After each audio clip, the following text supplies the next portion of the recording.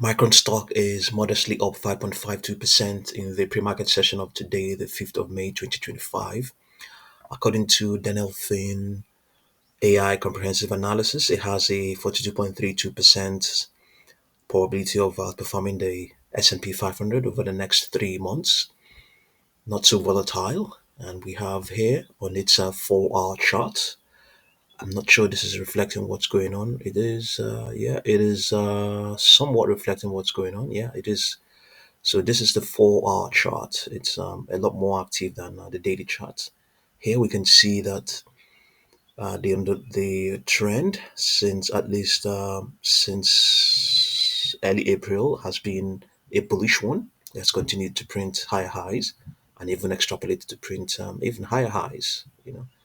And we because of that, the probability is quite a strong one. We can see it seems the algo seems to be validating what we have here from Daniel Finn. It doesn't have any downward projections as things stand right now. Today, the 12th of May, no downward projections. Usually, downward projections come up when the stock can't break through various resistances. Then algos begin to calculate downward projections.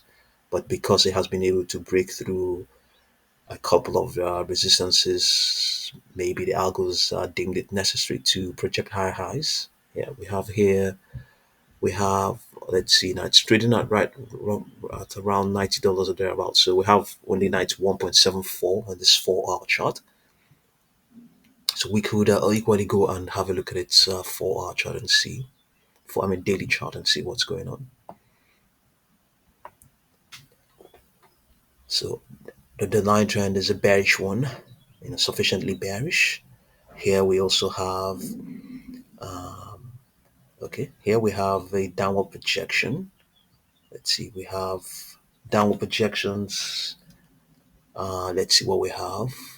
68.90, 84.57, 91.81. 91.81 will be an upper projection at 6.27, but this is a daily chart. The market hasn't opened yet, but still very relevant. Not a lot has happened so far. 5% gain. So I think we can still use the chart for now. Higher prices are extrapolated. It's going to cycle all the way towards yeah, maybe not 4.45. This is a closing price. What we have here is not a closing price, so it could still give up some of the gains in the coming days and you know cycle and all that. So, but yeah, higher prices are projected, but all in all, I think it's going to be a consolidation, at least with a bias to the upside.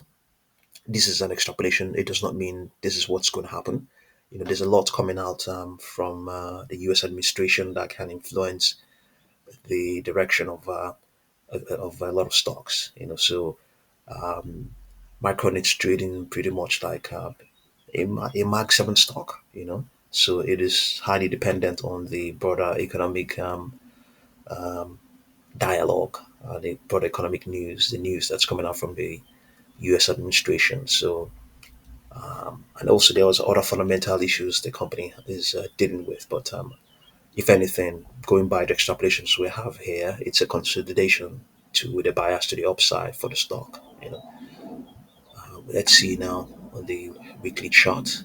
The weekly chart might give us a better picture than what the daily chart is giving us. So here, on the line trend is a bearish one. Here we can see it's a consolidate. It's a retracement that is printing. It's not printing anything bullish. It's not printing anything bullish. Yeah. So obviously this is because even on the S&P 500, we're not there isn't the trend is not a bullish one. This is equally what you have on the S&P 500. Let's see now. We have up till the 24th of November. Let's have a look at ES and see. S&P 500 futures might give us an idea. Yeah, you can see that as well. Up to 20th of November, lower prices, not upper projections. You see that? This is the weekly chart. So the broader picture is not very encouraging. Not very encouraging. Yeah.